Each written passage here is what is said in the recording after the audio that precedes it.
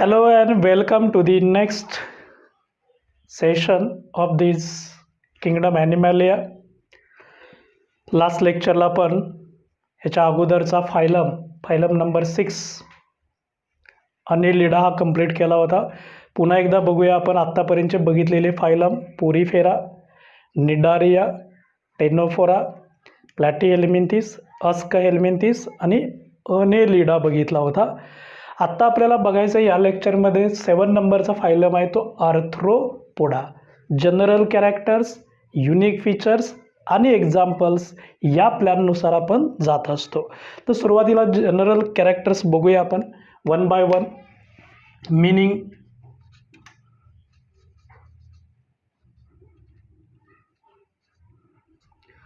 Arthro या शब्दाचा अर्थ आहे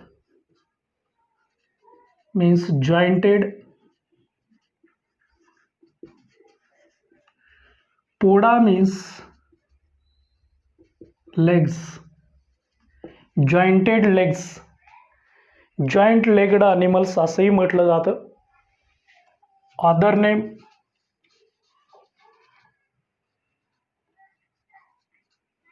नावानुसार सांगितलं जातं जॉइंट लेग्ड.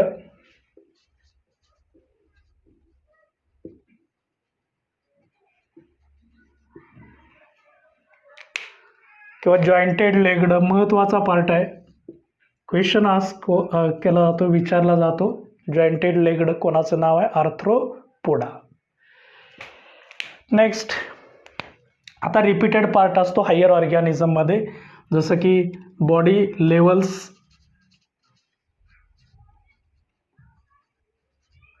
आपल्याला माहीत आहे हायरमध्ये सगळं ऑर्गन सिस्टीम लेवल असते. सो ऑर्गन सिस्टीम लेवल ज्याला आपण म्हणत असतो tube in tube plan. Tube in tube plan. Mouth anus present at opposite end. At opposite end. Tube in tube plan. त्याच्यानंतर बॉडी लेयर्स बघितल्या जातात. Germ layers, embryonic layer, 3 layers असतात. Triploblastic,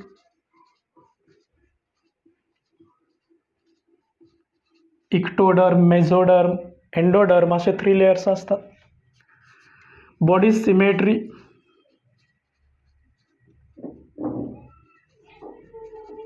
यांचीही symmetry बायलॅटरलच असते. सेंट्रल ॲक्सिसमधून cut केल्याने 2 equal part मिळतात, left and right in just single axis in central. So bilateral.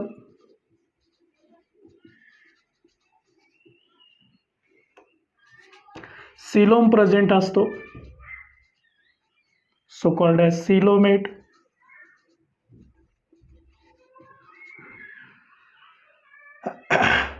बघा, अस्कहेल्मिंथिस पर्यंत असिलोमेट होते, अस्कहेल्मिंथिस सुडोसिलोमेट, तिथून पुढं शेवटपर्यंत सिलोमेट लायचं. किती सोपं आहे. सिलोम नंतर आपल्याला वेगवेगळ्या सिस्टीम्स, डायजेशन बघायचं आहे. वेल डेव्हलप्ड सिस्टीम असते. सो डायजेशन किंवा डायजेस्टिव्ह सिस्टीम कंप्लीट असते with mouth and anus. Respiration,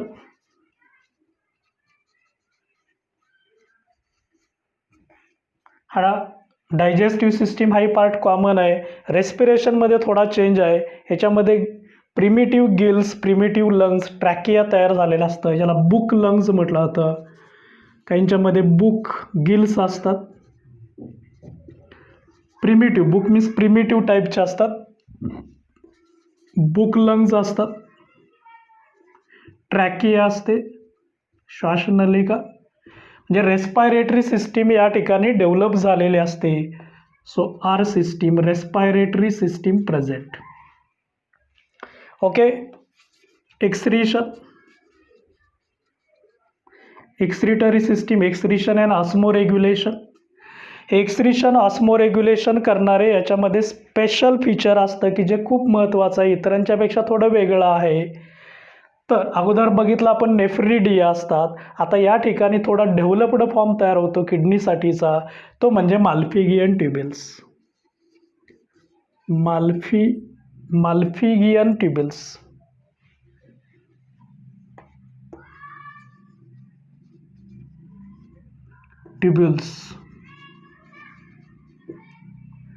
माल्फिगियन tubules special structure असतं की ज्याच्या साह्याने किडनीमध्ये किडनी प्रिमिटिव्ह किडनीचा जो टाईप असतो पण नेफ्रिडियापेक्षा पुढचा डेव्हलप्ड टाईप असतो, याच्या साह्याने त्याचं एक्सक्रिशन ऑस्मोरेग्युलेशन होत असतं. माल्फिगियन ट्युब्युल्स इम्पॉर्टंट क्वेश्चन आहे, point of NEET. So shows also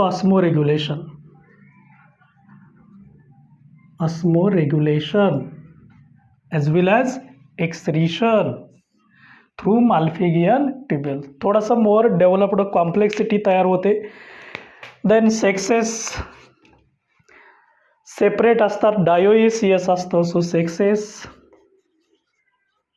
separate, dioecious that means separate. Monoecious म्हणजे एकाच ॲनिमलमध्ये असतात. आता हे दोन वेगळे असतात, यालाच आपण युनिसेक्स्युअल पण म्हणू शकत असतो. सेक्स्युअल रिप्रोडक्शन माहीत आहे, एकच रिप्रोडक्शन होतं, ते पण सेक्स्युअल असेक्स्युअल होत नाही. सो आवर कॉमन फीचर आहे sexual reproduction by gametes, through gametes, male female gametes मार्फत होत असतं. पहिल्या फायलमपासून शेवटच्या फायलमपर्यंत सेक्स्युअल रिप्रोडक्शन हे थ्रू गॅमेट्सच लिहायचं, म्हणजे लक्षात ठेवण्याची गरज नसते. याच्यानंतर त्याचे होणारं फर्टिलायझेशन असेल, डेव्हलपमेंट कशी असते हेही आपल्याला पाहायचं आहे. फर्टिलायझेशन मेल आणि फिमेल गॅमेट एकत्र येणं, मेल फिमेल एकत्र येणं, स्पर्म ओव्हम एकत्र येणं, याला फर्टिलायझेशन म्हणायचं. आणि हे मात्र बॉडीच्या इनसाईडला होतं. So internal, inside body called as internal. Development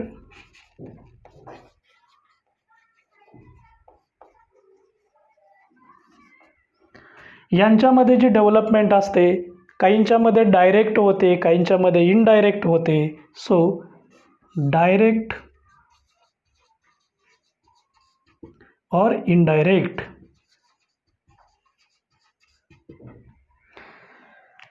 so direct without larva,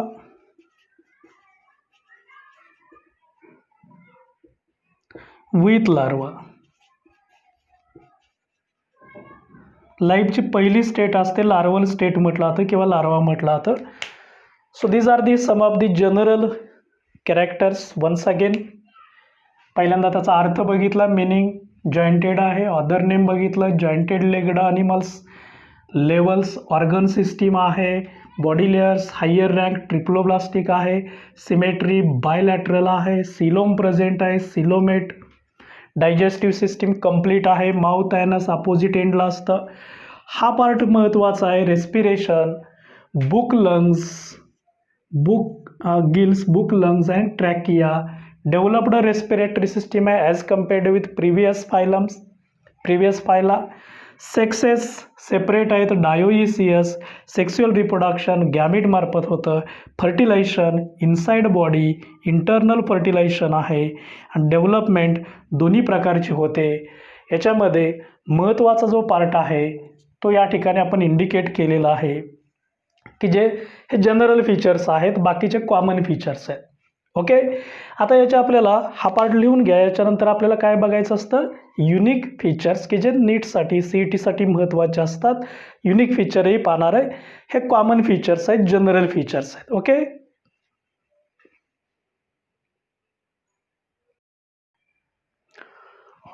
okay चला युनिक फीचर्स बघूया. स्पेशल फीचर्स असतात, इम्पॉर्टंट फीचर्स आहेत की ज्याच्या साहाय्याने हा ग्रुप वेगळा झालेला आहे, फायलम वेगळा केलेला आहे.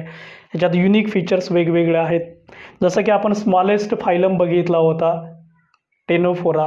आता हा जो लार्जेस्ट फायलम आहे, so largest phylum of Animalia, अनिमॅलियामधला लार्जेस्ट फायलम याला म्हटलं जातं. So it is largest phylum in Animalia. Important question आहे, MCQ विचारला तो. Largest phylum is a important, very important question for NEET. So all these unique features are very important for NEET, CET. त्यामुळे याच्यात जे unique features बघतो ते सगळे महत्त्वाचे असतात. लार्जेस्ट फायलम आहे, large number of animals included phylum आहे. इतर अनिमल्सची तुलना करता याच्यात अनिमलची संख्या सगळ्यात जास्त असते, म्हणून याला म्हणायचं लार्जेस्ट फायलम. याच्यामध्ये मॅक्झिमम फ्री लिव्हिंग आहेत, मोस्टली फ्री लिव्हिंग असं म्हणू आपण.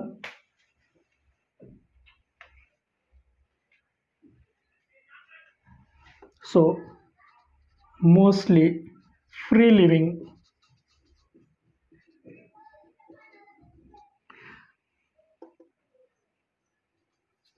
पण याचे काही एक्सेप्शनल केसेस आहे. बट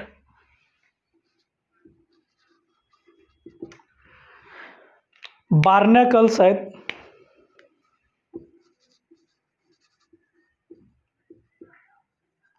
या मात्र फिक्स्ड असतात, सेडेंटरी असते, सेडेंटरी.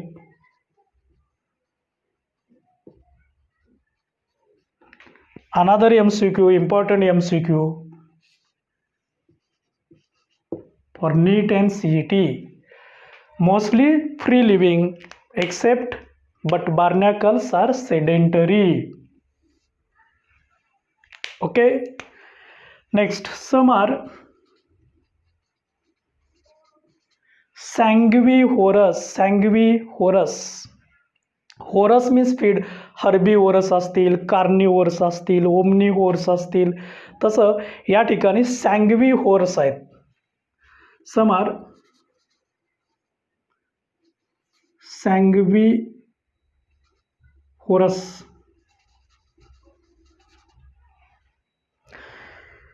सॅंग्विहोरस म्हणजे काय, तर या सॅंग्विहोरस या शब्दाचा अर्थ आहे blood sucking, suck the blood, blood sucking organisms.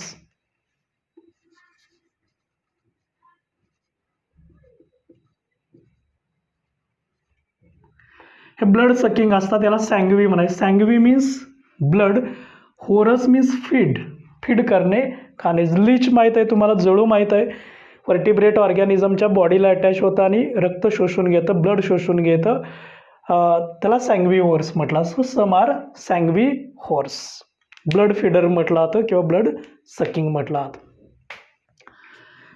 Important आहे, महत्त्वाचा क्वेश्चन आहे सॅंग्वी होर्स. फॉर एक्झाम्पल, याचं एक्झाम्पल आहे लीच. तसं लिहूया,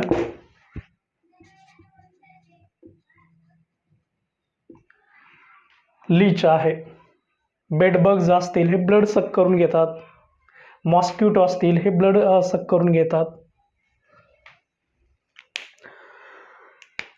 याच्या शरीरावरती जे आवरण असतं ते कायटिननी तयार झालेलं असतं, पॉलिसॅकॅराइड आहे. So exoskeleton, body is covered by chitinous exoskeleton. So body is covered by chitinous exoskeleton. शरीराच्या बाहेरचं आवरण असतं, याला आपण एक्झोस्केलेटन म्हणत असतो. आपल्याला माहीत आहे स्केलेटन दोन प्रकारचे आहे, शरीराच्या आत असतील तर एंडो, बाहेरच्या बाजूला असतील तर एक्झोस्केलेटन. आणि हे कायटिननी तयार झालं आहे. So chitinous exoskeleton is the important question. Okay, then body is divisible into three parts. Body shows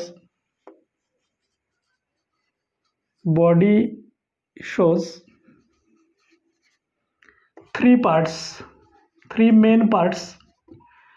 head, डोक्याचा पार्ट असतो, थोरॅक्स आणि ॲब्डॉमिन असे तीन पार्ट असतात. Head, thorax and abdomen. कॉकरोचमध्ये हेड, थोरॅक्स, ॲब्डॉमिन असे सगळ्यांच्यामध्ये तीन पार्ट्सचे बॉडीमध्ये डिव्हिजन केलेले असते. So body shows 3 important parts like head, thorax, abdomen. Okay. Excretion मगाशीच बघितलं आपण, excretion by Malpighian tubules. So excretion and ऑस्मोरेग्युलेशन.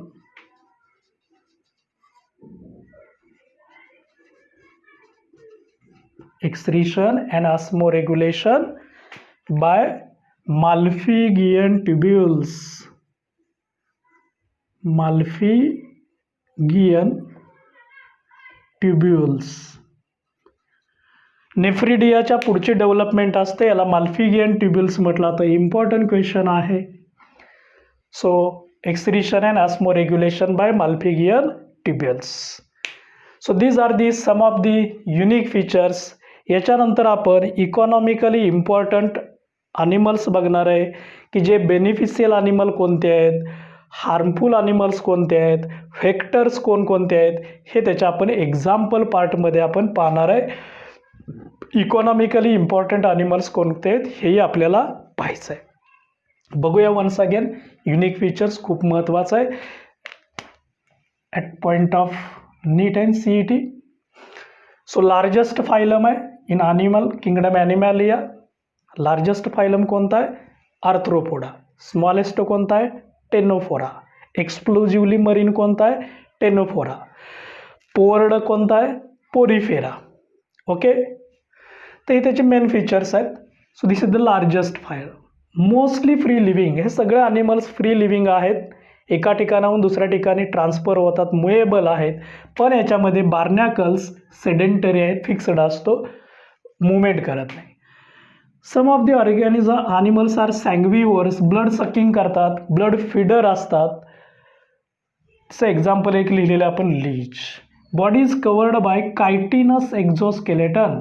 शरीराच्या बाहेर एक कायटिनचं एक्झोस्केलेटन असतं. आणि body shows 3 important part divisible into 3 part. Head, thorax, abdomen असे त्याच्या शरीराचे 3 महत्त्वाचे पार्ट मिळतात. Excretion osmoregulation by Malpighian tubule. Okay. So these are the some of the important features ज्याला आपण म्हणतो unique features. Okay. At these features. Okay. चला याचे एक्झाम्पल बघूया. इकॉनॉमिकली इम्पॉर्टंट कोण आहे, हार्मफुल कोण आहे, वेक्टर कोण आहे. एक्झाम्पल्सच्या साहाय्याने एक्झाम्पल आणि इकॉनॉमिक इम्पॉर्टन्स आपण एकत्रच पाहणार आहे. सुरुवातीला बघूया आपण. Number 1 beneficial arthropods. Beneficial arthropods.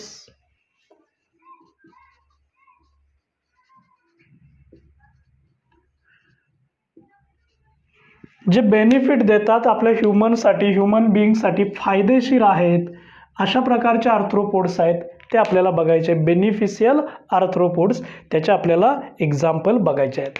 याच्यामध्ये एक फर्स्ट आहे लॅसिफर लॅका.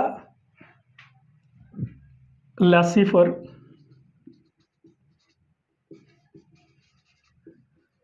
लॅका. लॅकवर्म्स कॉमनली म्हटलं जातं.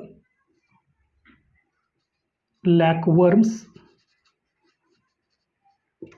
इकॉनॉमिक इम्पॉर्टन्स आहे gives the lac. Lac. Lac हा प्रोडक्ट आहे की जो टॉयजमध्ये, ज्वेलरीमध्ये, India is the greatest country which shows the large sale out of this lac. म्हणजे ज्याला एक्सपोर्ट म्हणतो आपण. एकूण लॅकच्या 80 to 85% लॅक असतो तो इंडिया एक्सपोर्ट करत असतो थ्रू आउट दी वर्ल्ड. म्हणजे जो लॅकचा मेन एक्सपोर्टर आहे तो इंडिया आहे. तर लॅक हा एक इम्पॉर्टंट प्रोडक्ट आहे, रेझिन लाईक सबस्टन्स आहे. तो तयार करणारा वर्म असतो लॅकवर्म, याला लॅसिफर लॅका म्हटलं जातं. हे जे सगळे आपण बघतोय these are very important in case of NEET, CET.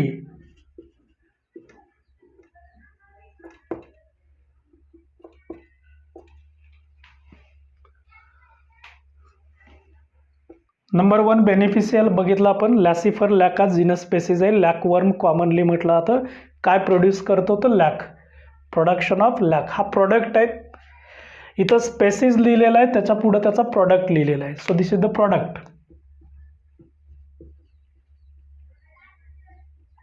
Spaces, species आहे, वर्म आहे, प्रोडक्ट आहे. नेक्स्ट ह्याच्यानंतर आपल्याला ॲपीज, ह्या ॲपीज हॉनी बीज असतात. ह्या हॉनी बीजच्या वेगवेगळ्या स्पेसीज असतात. ॲपीज इंडिका, ॲपीज डॉर्सॅटा, ॲपीज मेल्लीफेरा. ओके, तर या वेगवेगळ्या स्पेसीज असतात. तर या ॲपीजमध्ये यालाच हॉनी बी म्हटलं जातं. हॉनी बीज हे आपल्याला प्रोडक्ट देतात, हॉनी आणि वॅक्स. इम्पॉर्टंट प्रोडक्ट आहेत world wise. Horny and wax. Wax म्हणजे मेन आणि मध हे दोन महत्त्वाचे प्रॉडक्ट देतात. यांना खूप मोठी मार्केटमध्ये मागणी आहे. हे प्रॉडक्ट मिळवून देतात, आपल्याला इकॉनॉमिक सोर्स तयार करून देतात. So Apis honey bees gives honey and wax. Then Bombyx mori, Bombyx mori genus species आहे. याच्यासुद्धा आपण जीनस स्पेसिस लिहूया. उदाहरणार्थ एक कॉमन इंडियामध्ये यूज केली ती ॲपीज इंडिका, इंडिका अँड मेलिफेरी हॉनी बीज आहे.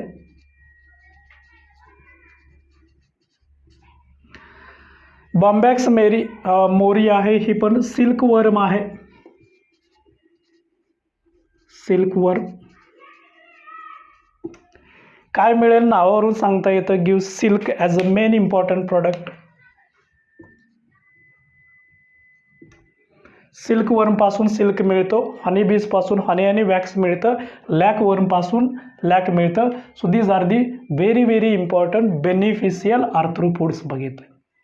Beneficial arthropods. Then edible arthropods बघूया आपण. नंबर 2 इडिबल आर्थ्रोपोड्स, की जे फूड सोर्स म्हणून वापरले जातात, खाल्ले जातात, त्यांना इडिबल आर्थ्रोपोड्स म्हटलं जातं. हे इडिबल आर्थ्रोपोड्समध्ये used as a food source. So as a food source हेही इम्पॉर्टंट आहे. त्याच्यामध्ये वेगवेगळे लोबस्टर्स आहेत. For example lobsters, crabs, jointed legs असतात, प्रॉन्स असतील.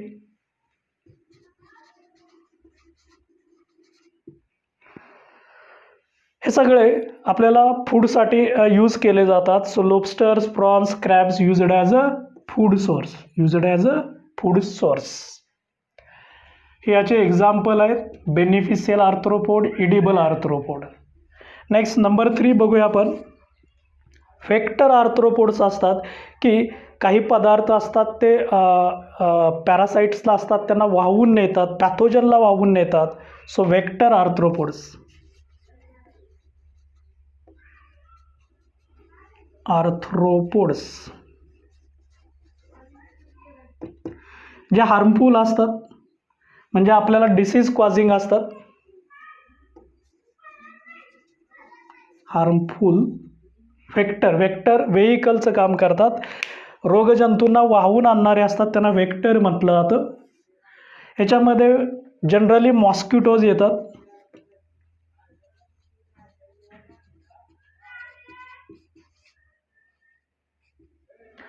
मॉस्किटोज आहेत. ह्या मॉस्किटोच्या वेगवेगळ्या स्पेसीज आहेत. Like Anopheles mosquito, Culex mosquito आहे,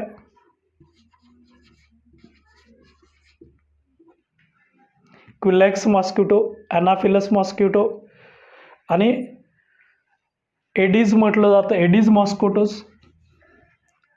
Culex mosquito, Aedes, AEDES. Aedes mosquitoes. So these are vector which carry the pathogens. So vectors are nothing but animal which carries the pathogen. So animal which carry the pathogens called as vector. आता याच्यानंतर काही harmful आहेत, जसं की आपण आपल्याला नुकसान पोचवणारे आहेत, मग ते बुक्स असतील, फर्निचर असतील किंवा क्रॉप प्लांट्स असतील. सो हार्मफुल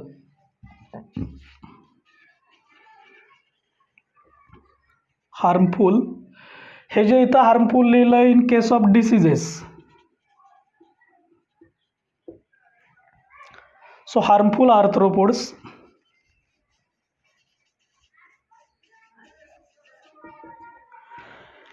याच्यामध्ये वेगवेगळे हार्मफुल आर्थ्रोपोड्स आहेत, जसं की आपण वरती मॉस्किटो लिहिलेलंच आहे, तोही हार्मफुलच आहे. फॉर एक्झाम्पल मॉस्किटो, त्याच्यानंतर कॉकरोचेस असतील, Locusta, cockroach,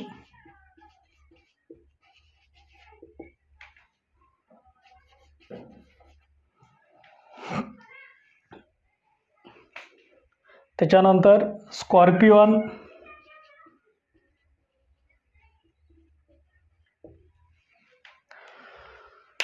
so this is very important in case of NEET and CET. हे सगळेच खूप महत्त्वाचा पार्ट आहे. याच्यामध्ये आपण एक्झाम्पल पण घेतलेले आहेत, त्याचं इकॉनॉमिकली इम्पॉर्टन्स काय हेही बघितलेलं आहे. बघा बेनिफिशियल आर्थ्रोपोड्स कोणकोणते आहेत, तर लॅसिफर लॅक्का, यालाच कॉमनली काय म्हटलं तर लॅकवर्म्स. काय मिळवून देतो लॅक. ॲपीज इंडिका हनीबीची स्पेसीज आहे, ॲपीज हनीबी, हनी आणि वॅक्स मिळवून देतं. बॉम्बॅक्स मोरिया आहे, ते सिल्क वर्म आहे, आपल्याला सिल्क मिळवून देतं आहे. हे सगळे बेनिफिशियल आर्थ्रोपोड झाले. आता इडिबल जे खाल्ले जातात ॲज अ फूड सोर्स म्हणून वापरले जातात, ते जर लोबस्टर्स असतील, क्रेब्स असतील, प्रॉन असतील, हे सगळे ॲक्वॅटिक आहेत. वेक्टर म्हणून जर बघितलं तर व्हेइकल, रोगजंतूंना वाहून नेणारे आहेत, त्याच्यामध्ये मॉस्किटोज आहेत, मॉस्किटोच्या वेगवेगळ्या स्पेसीज आहेत, Anopheles mosquito, Culex mosquito, Aedes mosquito. Harmful आहेत, वेक्टरची व्याख्या पण दिलेली आहे, animal which carry the pathogens are called as vectors. आणि हार्मफुल आहेत, मॉस्किटोज असतील, लोकुस्ट असेल, कॉकरोच असेल, स्कॉर्पियन, की ज्यांच्या सहाय्याने आम्हाला नुकसान होतं, वेगवेगळ्या प्रकारे नुकसान करतात, ते हार्मफुल आहेत. वेक्टर आहे, इडिबल आणि beneficial. So these are the various types of examples of the phylum arthropoda. याच्यात सुरुवातीला आपण जनरल कॅरेक्टर्स बघितले, नंतर युनिक फीचर्स बघितले, आणि सगळ्यात शेवटी आपण एक्झाम्पल्स पाहत असतो. एक्झाम्पलमध्ये बेनिफिशियल, इडिबल, वेक्टर ॲज वेल ॲज हार्मफुल. आणि इथं आपला जो फायलम आहे, लार्जेस्ट फायलम म्हटलं जातं आर्थ्रोपोडा, तो कंप्लीट होतो. Okay, right on.